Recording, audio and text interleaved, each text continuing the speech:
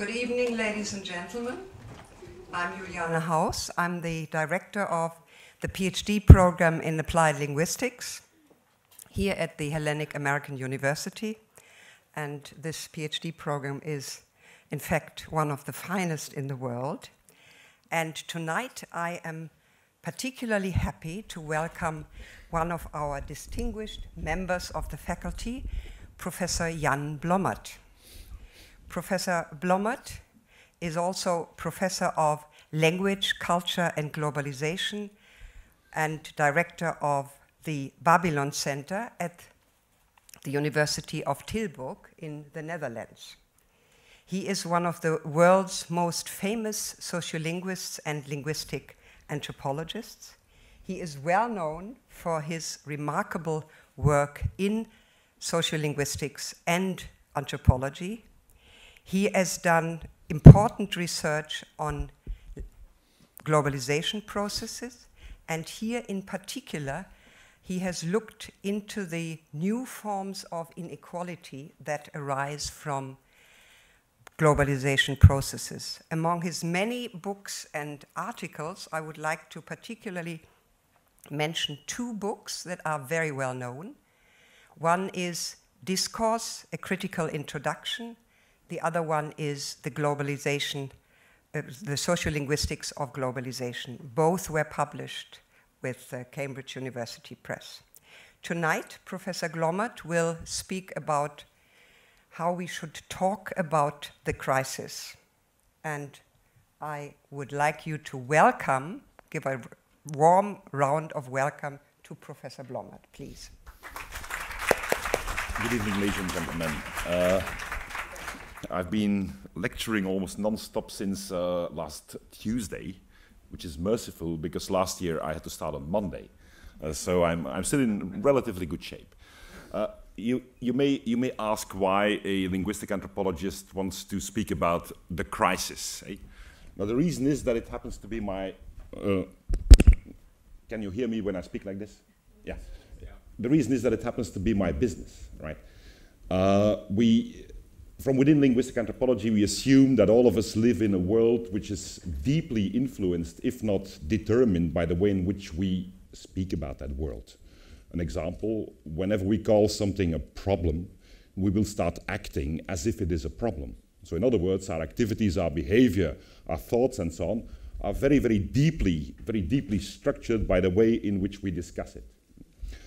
And in the context of the crisis, I mean, amongst many other things, the crisis is a phenomenon of discourse. It is what we would call a discourse field in which you see notions, expressions, arguments, and so on floating around, making connections with others, and basically producing results which we call meanings, right?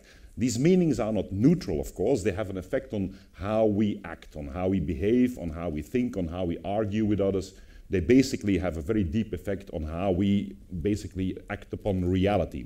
We make a reality out of these notions that we have constructed.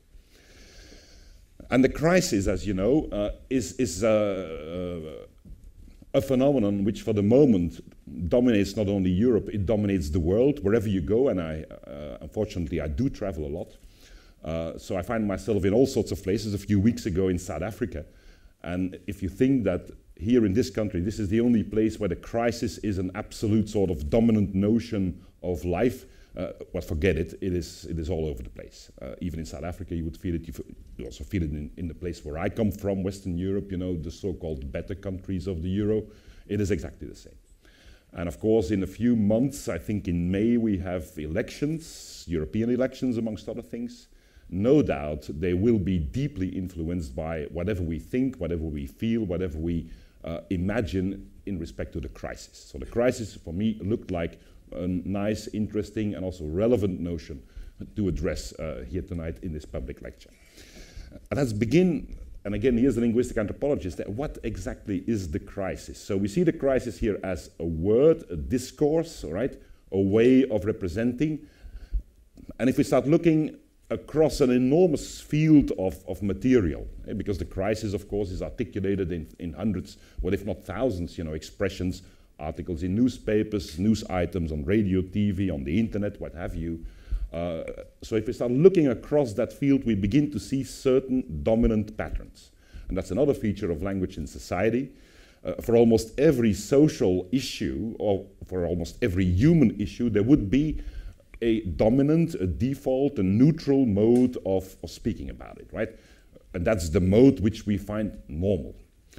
And what I would like to do in the next half hour or so also is basically to examine that normal, dominant way of addressing the crisis. I'm going to try to sketch the origins of it, the backgrounds of it, and also try to sketch, what certain flaws can be identified in this dominant notion, in this dominant sort of discourse on the crisis. And let's begin with what is it? How is it defined? And I'm showing you here. I'm not going to read it. I assume that all of you can read. Is it readable from the back? More or less. If not, please move to the front, because I'm going to show you more material like that. So what we have here is an important journal, the OECD journal. So a journal which is in the hands of a major international organization, the OECD. And here you have one of their leading opinion makers who basically defines the crisis. All right, he says what the crisis actually is. And I've highlighted in blue those phrases that actually build that definition, if you see what it is.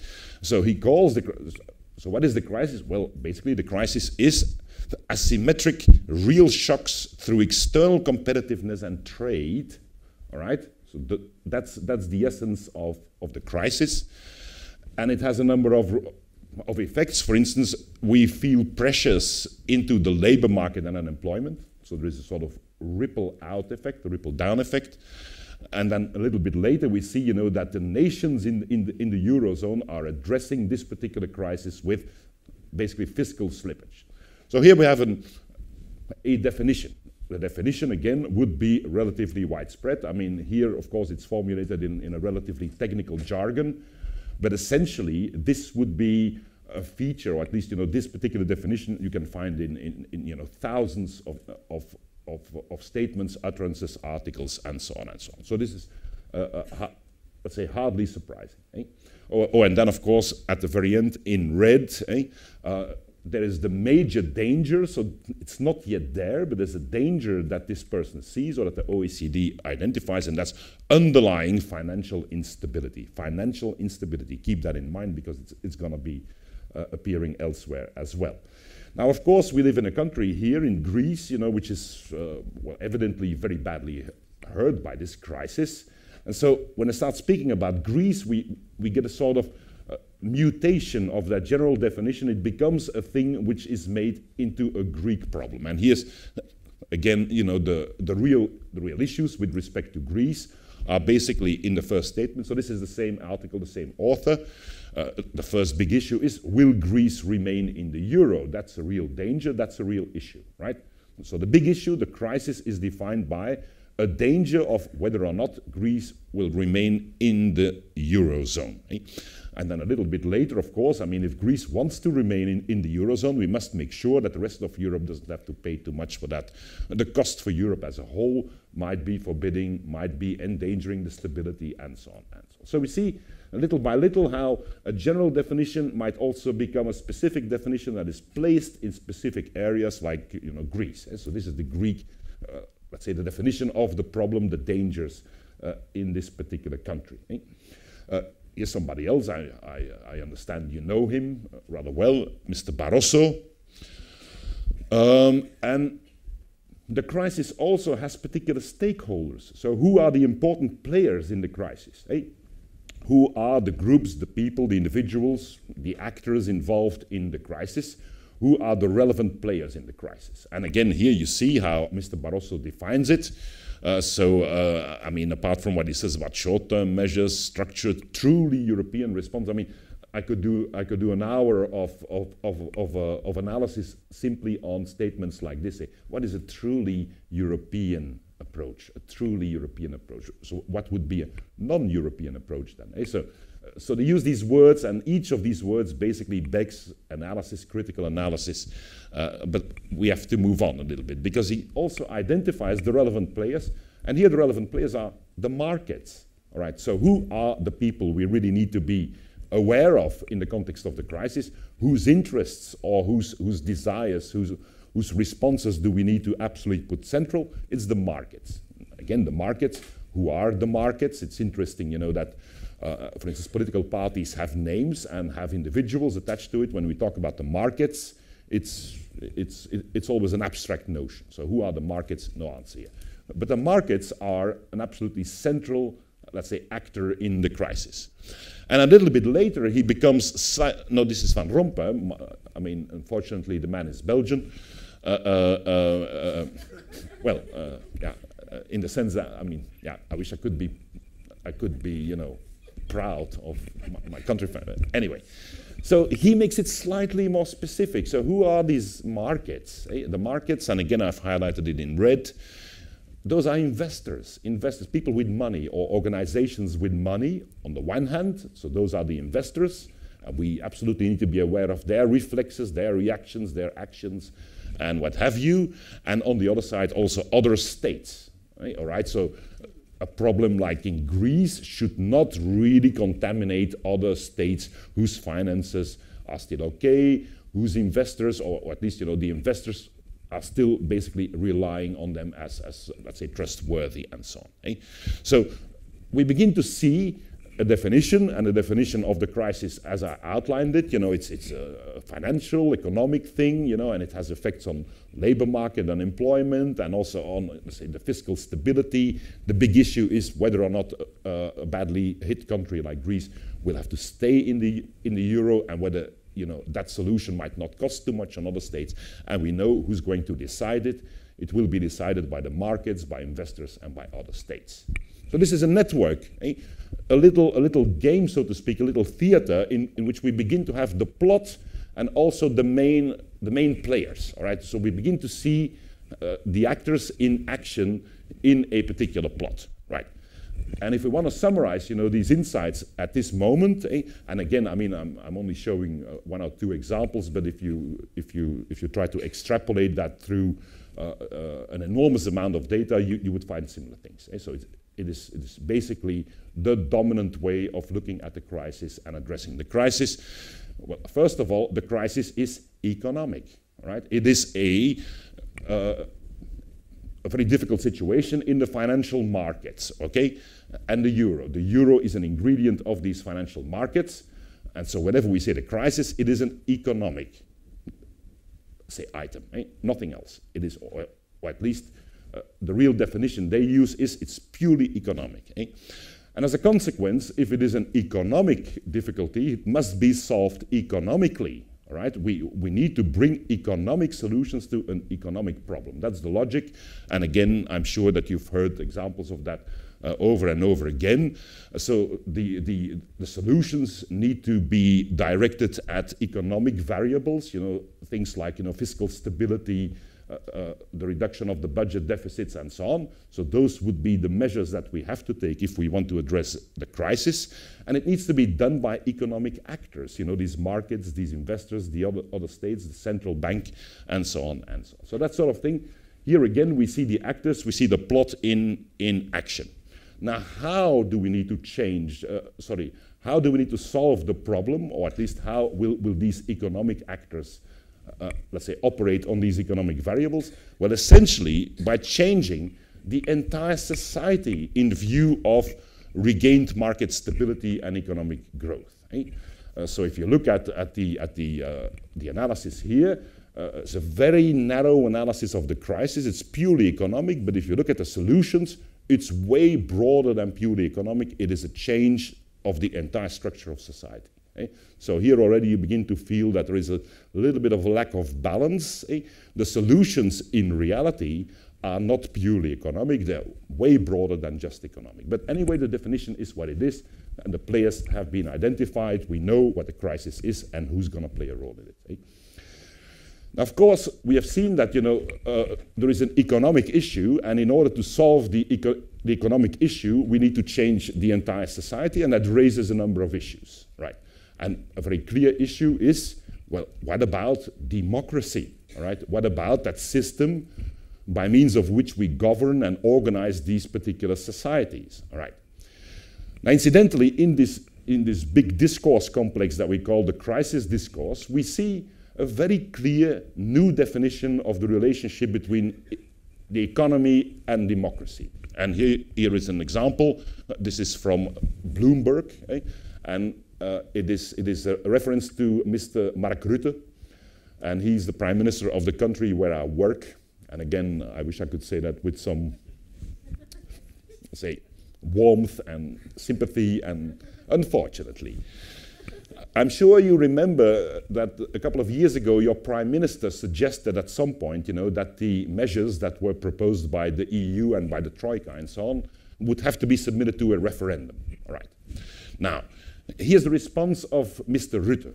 All right, and he wasn't the only one. If you recall, I mean, it was like an atomic bomb that exploded in the center of Europe, and all European leaders, hurried, to say, "Oh my God, let's not go there." And here is Mr. Rutte saying, "The Dutch government will make an effort to make sure this referendum will be cancelled. The Dutch government will make an effort to make sure that this referendum in Greece will be cancelled."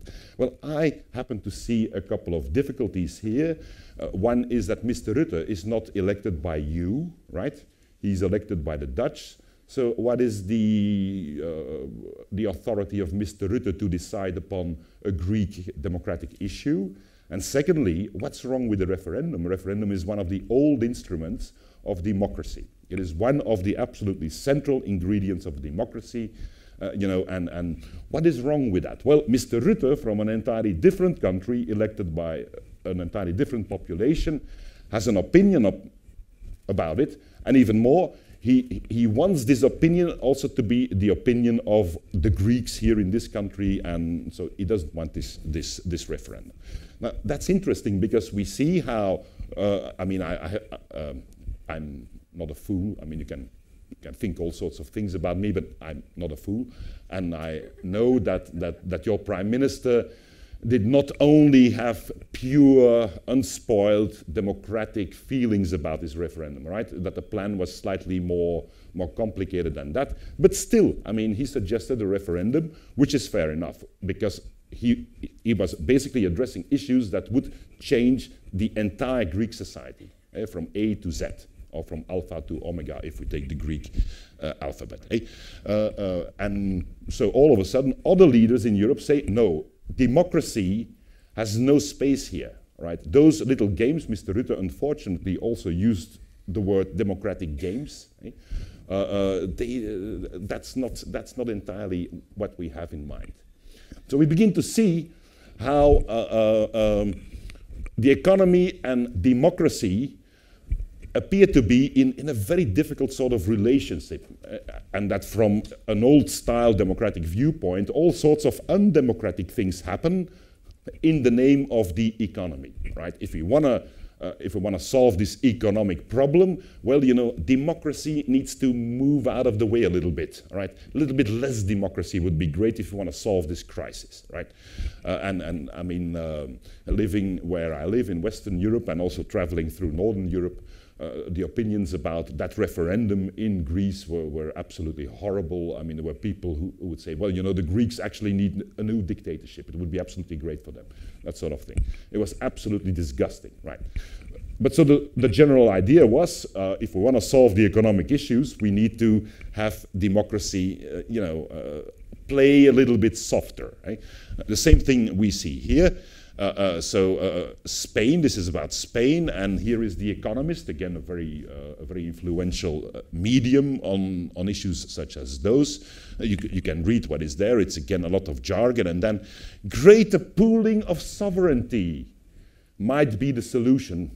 Mark the words, nicely formulated words. Greater pooling of sovereignty. What is the pooling of sovereignty? Is basically the reduction of sovereignty for elected bodies in the nation states, right?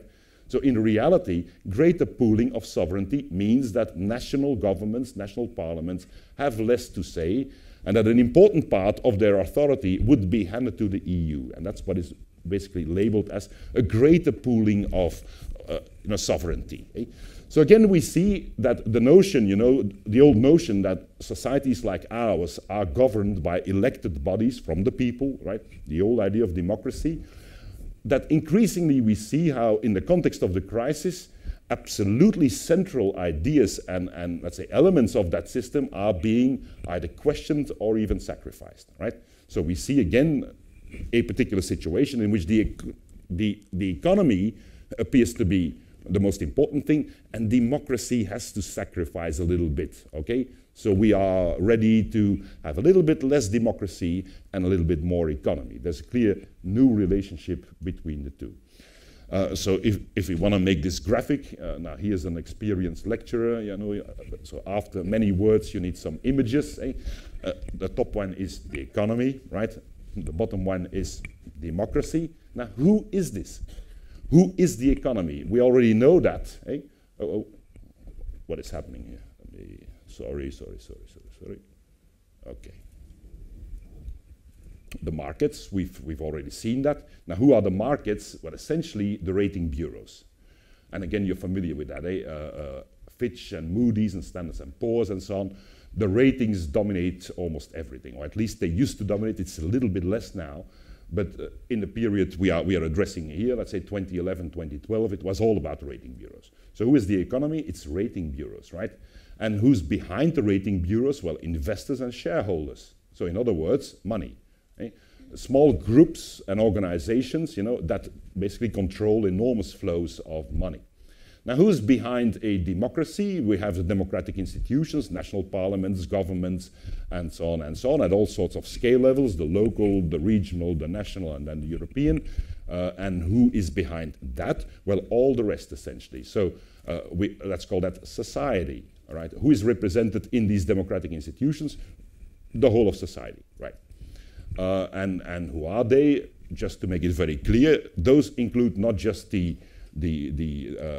say the investors, but also the workers, the unemployed people, young and old, male and female, white and black, I mean everybody. Right? So everyone is in society and everyone ought to be in a way represented in these democratic institutions. And the interesting thing is that so there is a new relationship between these two, and that relationship is very, very clear. The economy dominates democracy. Right? So this new relationship is, in the context of the crisis, we need to sacrifice our democracy because the economy is the dominant actor in this. We have no control over the economy. As a consequence, we need to follow the economy, right? And in that sense, just an anecdote, it must be 2 years ago, I think, that I was in a public debate with a former prime minister of ours in Belgium, Jean-Luc Dehaene, also one of the people who signed the Maastricht Treaty, so a great European and what have you, and also the chairman of a bank that went bust in the context of the crisis. And so this man, he had a background. So I mean, if we have to define his career, he built an enormous career out of democracy, right? So everything he became in life was due to his involvement, very deep involvement in democratic institutions on the one hand, and civil society on the other hand, because he actually started his life in the trade unions.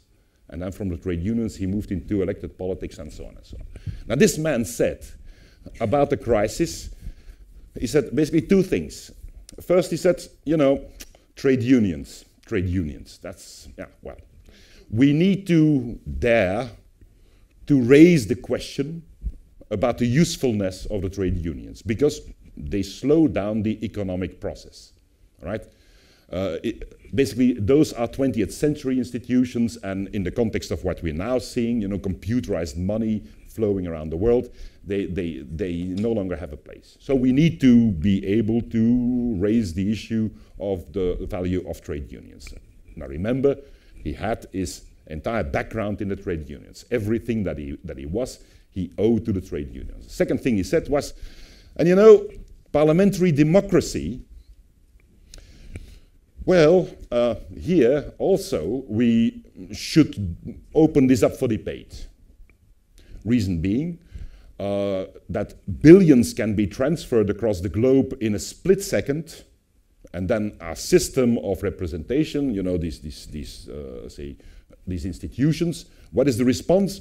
We raise an inquiry, a parliamentary inquiry, a committee. After 6 months, they submit a report, and then we start acting upon it, and that money in the meantime, has moved 150,000 times in all sorts of directions. So basically, our system of democracy is way too slow to catch up with the economy, and it's not the economy that has to adjust itself, it's the democracy that has to adjust itself. I find that extraordinarily worrying that somebody who, as a politician of the 20th century, built his career out of democracy and out of civil society, now is entirely convinced of the fact that, it's the economy that leads everything, and we have to adjust. It's not the other way around. Eh?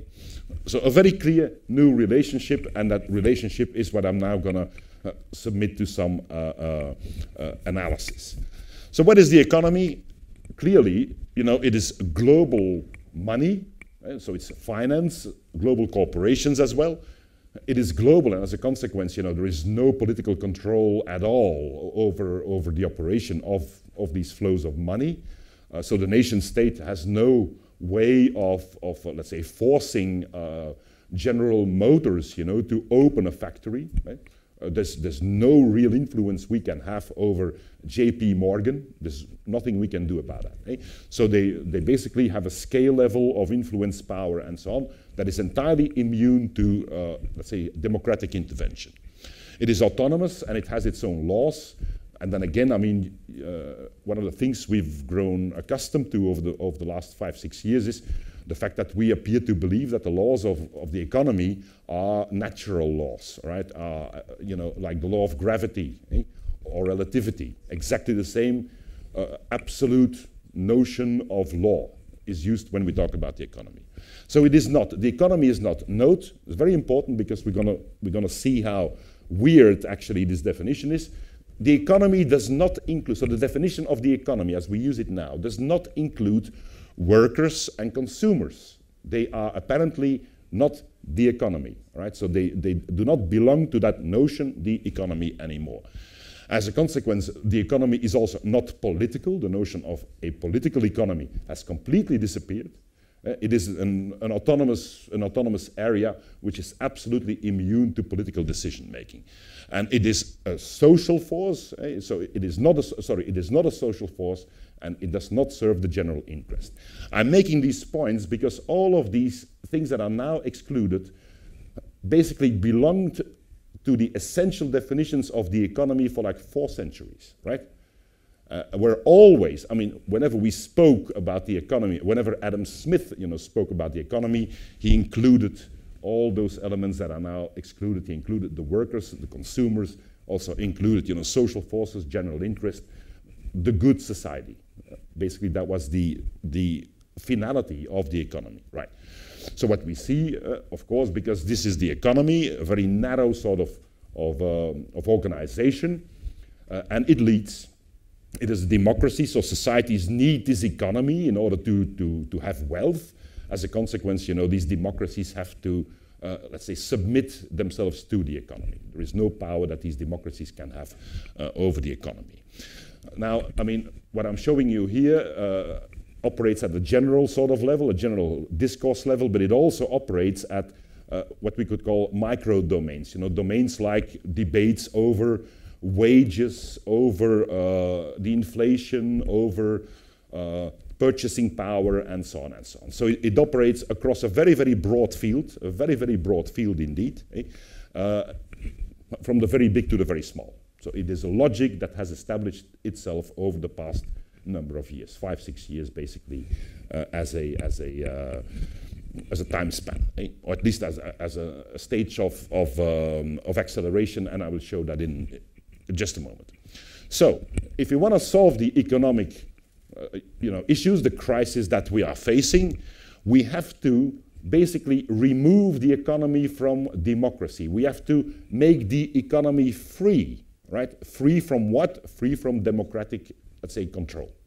So we have to lift everything that is related to the economy in the sense that I showed out of the democratic sort of system of control and let's say participation, and let it ride its own race. So it needs to be absolutely liberated, and then we will be able to solve the difficulties that we're now facing. How do we need to do that? Well, effectively by, let's say, sacrificing the whole of society to the demands of the economic solutions. And we have seen the results, of course, in a country like here, but not exclusively here. Well, essentially, you see them all over the globe. Unemployment is an important part of solving the economic issues. Poverty, apparently, as well, homelessness, etc., etc. We also see the privatization of government assets. The government absolutely needs to sell everything it has in the way of, let's say, fixed capital and assets in order to liquidate it, to basically liberate those assets so that they can become economic and so on. And of course, all over Europe, we see the destruction of the welfare state and well-being, being, let's say, commodified. Health is increasingly privatized. All sorts of general appliances, like electricity, water, gas, and so on. Even, let's say, pure air is effectively being privatized. So here's the logic. The economy has been liberated, so to speak, from democracy. It's effectively a very, very narrow definition of the economic, and it stands in a sort of hostility relationship with democracy, in which democracy has to give in. As a consequence, it's basically society that has to give in, right? And that amounts to, while we are solving an economic problem, the budgets and what have you, the stability of the euro, while we're doing that, we are creating a range of other problems, a social problem, a political problem, a problem of, let's say, stability in society, and so on and so on. So that's what effectively happens. Now, let's have a look at this new definition. So we now have this new way of addressing the crisis, the economy, the actors in it, the effects, the mechanisms, and so on and so on. Where does it come from? Because one of the features of this discourse is that this way of looking at the crisis is presented as a fact of life, right? This is normal, this is evident, this is even the only way in which we can actually and accurately conceive of the problem, and every other way would be, not good. Now the background, the historical background of this particular definition is a particular type of liberalism. I'm sure you're familiar with it. Let's say fair liberalism. It's the liberalism, that starts in, let's say, the second half of the 19th century, right, and works its way through the 20th century, basically as a minority position, and then later as a dominant position. What are the ingredients? Again, they are very familiar: minimal government, an absolute freedom of enterprise, right, and an absolute priority for individual property. The idea that the role of government is to support business, so building infrastructure, creating a fiscal environment, and so on and so on, organizing the labor force, also securing the economy and what have you, and a couple of names there: Hayek, Friedman, but also people like Henry Ford, J.P. Morgan, Donald Trump. Now we call it neoliberalism, but we will see, that the label itself is highly questionable. Neoliberalism is the label that we give to it at this particular moment. Now, whenever it appears, it is always driven exactly by these very small groups of money holders, capital, right? And it is always, at least, the finality is always individual accumulation, right? And in every crisis, we will see that it emerges as one of the solutions that is, well, let's say, basically presented by a group of people, stakeholders. So it has a pedigree. It's not new. It's actually quite old as an idea, and it has had a life. Let's have a look at a couple of moments in its life. And a first important moment that we need to consider is the big recession of the 1930s. Right? So the Wall Street crash, and then what happened after that. So 1929, the Wall Street crash. We see a huge industrial collapse, not only in the United States, but all over the world. Also an urban crisis, an agricultural crisis, a rural crisis. And in response to that, there's a flurry of writing. And a very important book that appears in the context of that huge crisis is a book by Walter Lippmann, and it is called The Good Society. Now, Walter Lippmann was a very influential opinion maker in the United States, and a liberal one, a liberal in the economic sense of the term. And here's the analysis that he gives. His analysis is this crisis the origin of the crisis is exactly laissez-faire capitalism, right? It is a lack of regulation, right? And that has generated this crisis. It created bubbles in the stock market and so on and so on. Eh? And he also says we should make sure that this laissez-faire capitalism is controlled, because if we let it go, if we let it lead its life, it will effectively destroy the entire system of the capitalist world and lead us towards, you know, the road of Joseph Stalin, right? That was the idea. Eh? So it will end in the end of the system. It will effectively destroy capitalism. And as a consequence, we have to stop this laissez-faire, let's say, liberalism by means of a number of interventions. And again, you are familiar with that. Regulation of the economy, all right? For instance, regulation of consumer prices was very important there. And in other words, we need democracy to step in. We need political control over the economy. Now, remember what we saw. We now see, you know, that this idea of a democracy regulating the economy is absolutely out of the question. Well, he argued in favor of it. We need more control from, let's say, the politics over the economy. And the second thing is we need to strengthen the state as an economic actor, right? Now, of course, in the United States, the state was never very big, but his argument as a liberal, a neoliberal, right, was that we need to strengthen the state. Because here's the thing. Walter Lippmann is historically one of these individuals who are at the foundations of what we now call neoliberalism. The birth of neoliberalism with Hayek, you know, and von Mises and so on, is the Lippmann colloquium of that period. So it was a colloquium about his book. So he was basically seen as the new liberalism, the neoliberal who was going to save capitalism, right? So here he is. This was his recipe. It's entirely the opposite of what we now have. Eh? But he wasn't alone, of course. On the other side of the ocean, a very well-known economist had very similar ideas about how to address the crisis, Keynes. And his solution was, well, you need to look at consumption. You must make sure that individuals will go on consuming, all right? So in other words, unemployment is very bad because then, you know, people stop consuming. Poverty is very bad, homelessness is very bad, and so on and so on. So again, notions that we are very familiar with. And here as well, very strong control from the political system over the economy. Regulation, regulation, regulation.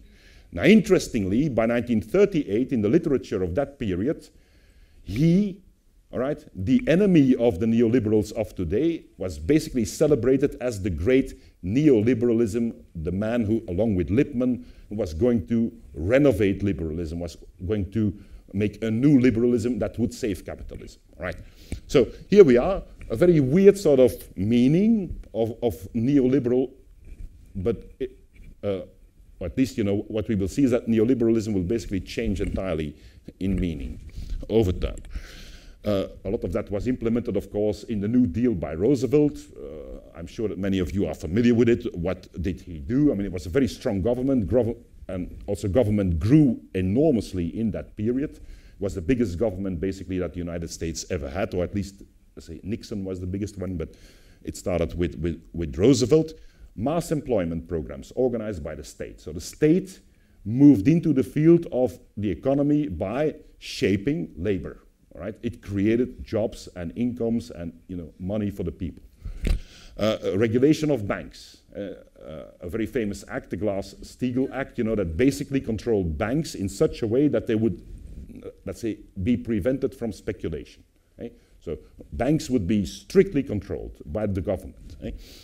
Another thing, antitrust measures. So these big businesses should not become too big, so big, you know, that they could have real power over the government. No, we should control them. They should remain small, or at least they should have a certain size. Also price control. So the commodities, milk, bread, fuel, etc., were all controlled. And of course, you know, the industry was not very happy with that, but that was how they had to solve the crisis, by serious price control. Social security, so a welfare system with unemployment benefits, with also welfare benefits. If you were really poor, the state would give you some money. And then finally, enormous investments in the deep structure of society, education, infrastructure, and so on, in such a way, that a new crisis could be prevented by new deep structures in society. That society had become stronger because of the crisis.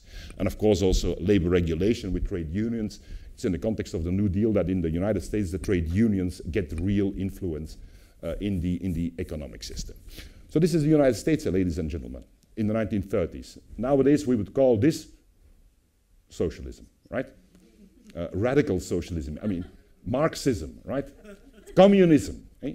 This nowadays, if you would advocate this, people would be, they would go berserk. Now, Roosevelt himself had very strong opinions about the economy. So what we see here is that he speaks to one of his aides, his very senior aides, about the people on Wall Street, the people in finance. And he basically says, what needs to be done is we need to educate these guys, right? Because they're so stupid. They're so they have diplomas from Harvard and from Yale and whatnot.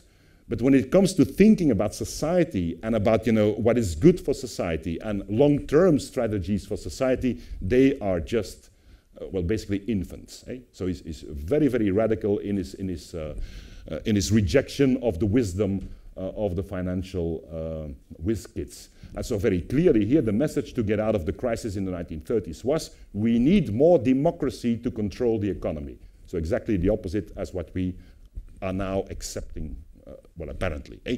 So democracy must dominate the economy. Now, a number of people did not agree with that, of course, and so while Lippmann and, let's say, Keynes and so on become very, very influential, there's a minority group that is very, very dissatisfied with that, and the names again are quite well known, von Mises and Hayek, so the Austrian school of economists. And essentially they attack Lippmann, and they attack, of course, Maynard Keynes, on grounds of a sort of orthodoxy. They say, no, we don't need neoliberalism, we need old liberalism. We need the oldest and the purest form of liberalism. Why? Because in their view, the state is always a danger for the economy. The state has a tendency to monopolize resources, to monopolize also economic accumulation and so on. They also celebrated individual, let's say, private property above all the rest. Labor basically had to be subordinated, and also life basically had to be subordinate to production. So production was the absolutely central thing. And this production had to be entirely free. All right, so here you see what we now call neoliberalism. Well, they called it old liberalism.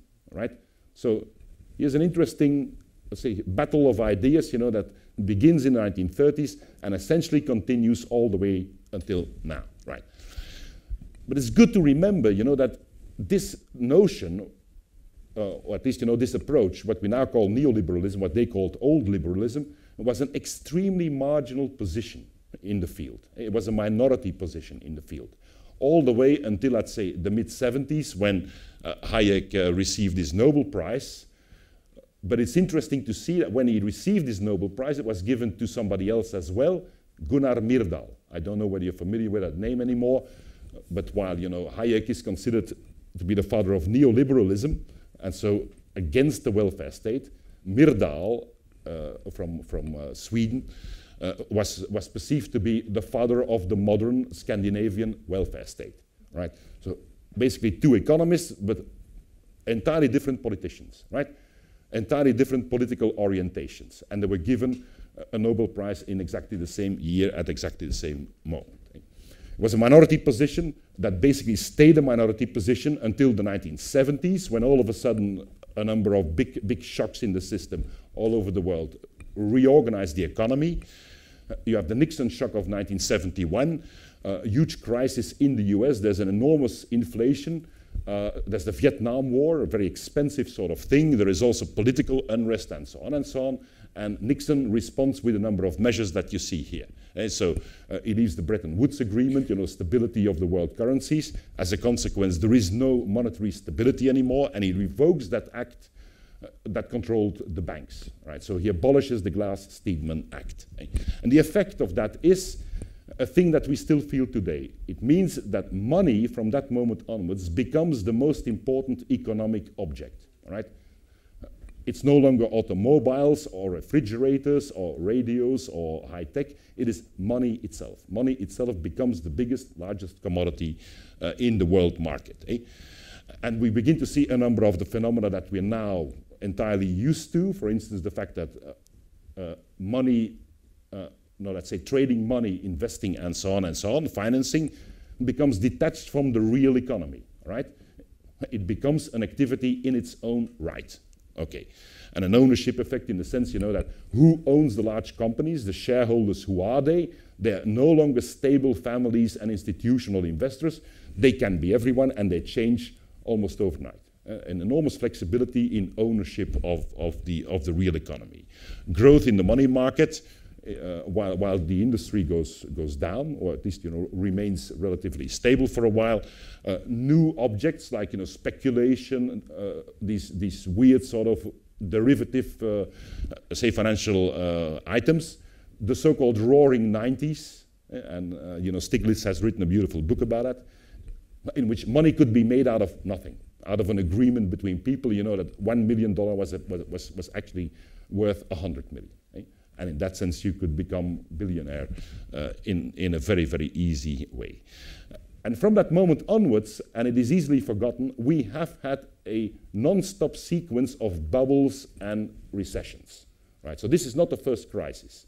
It is one in a long sequence, basically in a non-stop generating system of bubbles and crises. And I'll list them there for you: 87, 97, and so on. In a number of cases, they were worldwide. In a number of cases, they were regional, like in Asia, and so on. But non-stop crises, instability in the system.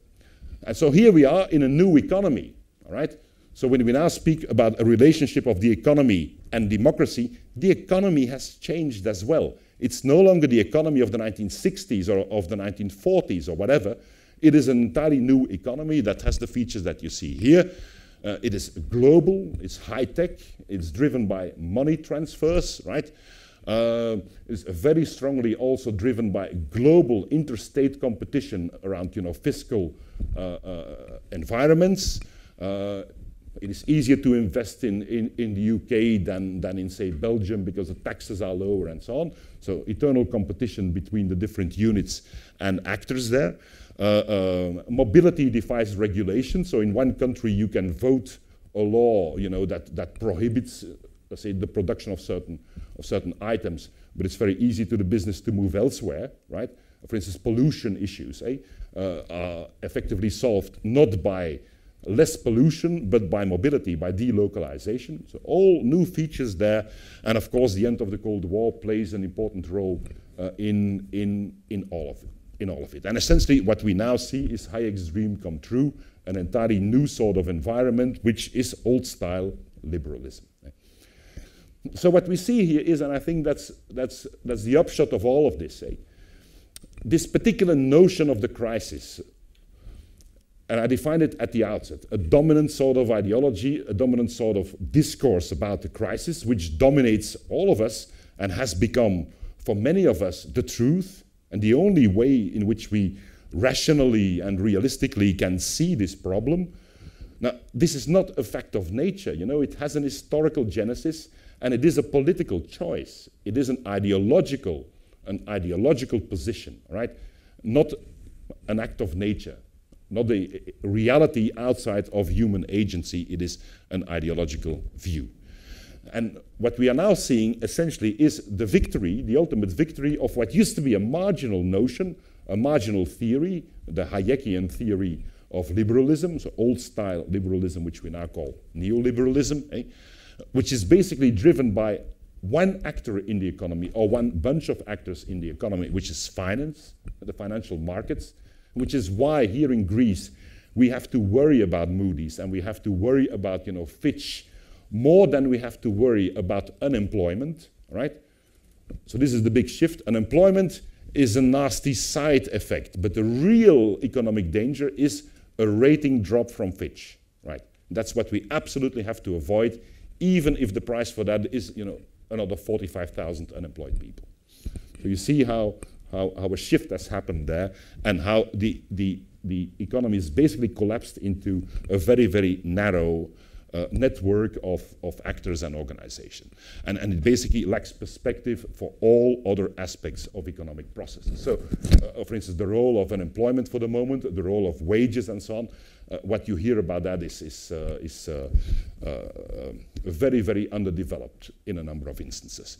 The entire notion is also absurd, or at least, you know, it doesn't really fit. It is basically semantically crippled, all right? The meanings don't make sense, really. For instance, what we see now is, where is society in the economic process? Knowing that society, of course, is in the economy. All of us are the economy, right? Naturally, all of us are the economy. So where are we? We apparently have no agency anymore in the definition, in the conceptualization of the economy. So there's something that doesn't fit, right? So if you try to understand the economy on the basis of these definitions, it's hard to understand, right? Another thing is, why would this only be an economic issue, right? Why is the problem we experience now an economic problem and not a social problem or a political problem? Eh? Why is it that we see this as a specific crisis and not a general crisis, okay? Another thing is, and I mean, I always have difficulty understanding how you can generate economic growth, or at least, you know, speak about economic growth when you are creating unemployment, all right? What is growing, all right, when you create unemployment? It is interesting to hear, you know, last summer, the EU, and I think it was again I was going to say my good friend, Van Rompuy, who said, you know, Greece is on the right track. They're getting out of the crisis. They're getting out of the crisis. I mean, there's reason to be optimistic in Greece. Now that was the week, you know, when 3 universities closed their doors here. So where's the reason for optimism? What is going well, all right, when so much is going wrong? Now, I mean, the upshot of it is, all of this is entirely littered with internal contradictions, paradoxes, unsolved riddles, and so on and so on. It simply doesn't make sense. Eh? It is also politically devastating. I think we are seeing that all over Europe, not just here in this country, radicalization of the political systems all over the Union. We see the destruction of democratic regulation, basically the power of regulation, by a transnational neutral sort of government, the Troika.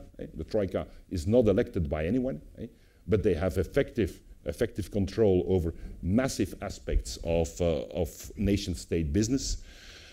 And all over Europe we see massive instability, and the instability might last for a generation.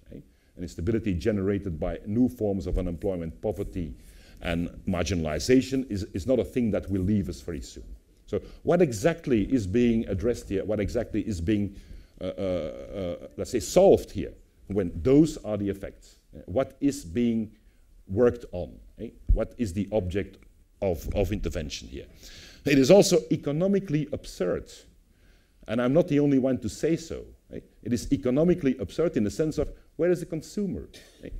We all know, you know, that when we earn less, we will spend less, right? Now, we are the market. We are the market. So in that sense, where is the consumer in this economic logic? I don't see it.